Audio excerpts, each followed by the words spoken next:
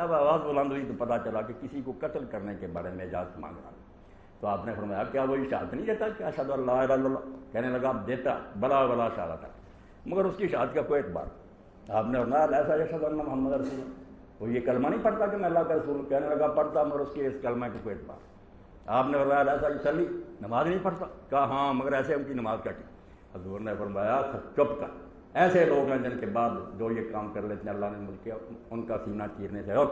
ہم نہیں ان کے دل کے حالات معلوم کرنے کے در پہ ہوں گے، اللہ جانتا ہے وہ دل سے مانتے ہیں یا نہیں مانتے. یہ بات اگر ذہن میں رہے اور وہ مشن یاد رہے کہ تم بجائے آپس میں لڑنے کے لیے اس لیے بنے ہو، اتنے منظم اور متحد ہو کہ پوری دنیا میں کہاں برائی جنم لے کچل دو، اللہ کی فوج ہو، تم آپس میں انتشار کر تفشلو بری ہو. مگر تم آپس میں جھگڑو گے تمہاری ہوائی اکھڑ جائے، کوئی روب داب نہیں رہے گا، تم نرم چارہ بن جاؤ گے جیسے بنے ہوئے. پوری دنیا رگیت رہی ہے، ہم چیختے ہیں، کبھی کتاب اللہ کی توہین ہوتی ہے.